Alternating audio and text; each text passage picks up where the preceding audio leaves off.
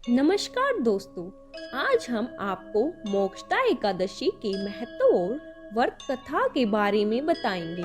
मार्गशीर्ष मास के शुक्ल पक्ष की एकादशी को अनेक पापों का नाश करने वाली और मोक्ष की प्राप्ति करने वाली मोक्षदा एकादशी है, जिसे हम गीता जयंती भी कहते हैं।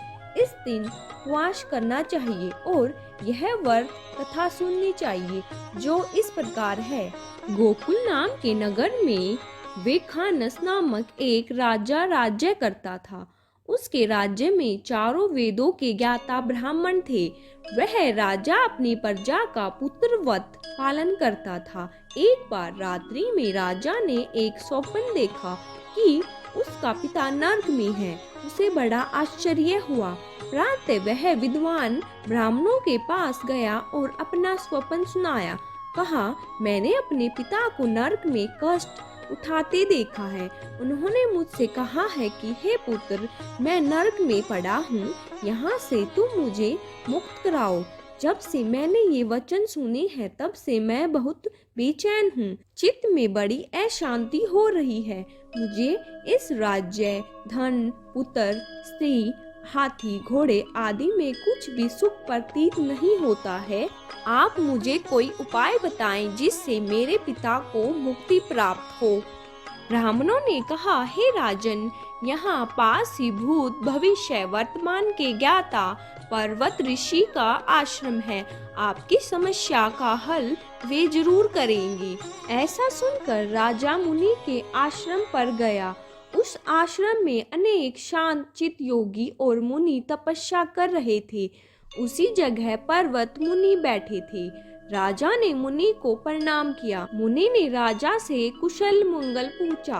राजा ने कहा, महाराज, आपकी कृपा से मेरे राज्य में सब कुशल है, लेकिन मेरे चित्त में अत्यंत अशांति होने लगी है। ऐसा सुनकर पर्वत मुनि ने आंखें बंद की और भूत विचार करने लगे। फिर बोले, हे राजन, मैंने योग के बल से तुम्हारे पिता के कुकर्मों को जान लिया है। उन्होंने पूर्व जन्म में अपनी दूसरी रानी को ऋतु दान नहीं दिया। उसी पाप कर्म के कारण तुम्हारे पिता को नरक में जाना पड़ा। तब राजा ने कहा, इसका कोई उपाय बताइए। मुनि बोले, हे राजन, आप मार्गशीर्ष एकादशी का उपवास करें और उस उपवास के पुण्य को अपने पिता को संकल्प कर दें। इसके प्रभाव से आपके पिता की अवश्य नरक से मुक्ति हो जाएगी। मुनि के यह वचन सुनकर राजा महल में आया और मुनि के कहने अनुसार मोक्षदा एकादशी का व्रत किया। इसके उपवास का पुण्य उसे पिता को समर्पण कर दिया। इसके प्रभाव से उसके पिता को मुक्ति मिल गई और स्वर्ग में जाते हुए वे पुत्र से कहने लगे, हे पुत्र, तुम्हारा कल्याण हो। यह कहकर स्वर्ग चले गई। मार्गशीर्ष मास की शुक्ल पक्ष की मोक्षदा एकादशी का जो व्रत करते हैं, उनके समस्त पाप नष्ट हो जाते हैं। इस व्रत से बढ़कर मोक्ष देने वाला और कोई व्रत नहीं है। इस दिन से गीता पाठ का अनुष्ठान आरंभ करें तथा प्रतिदिन थोड़ी देर गीता अवश्य पढ़ें। तो दोस्तों, कैसी लगी आपको यह मोक्षदा एकादशी की व्रत कथा?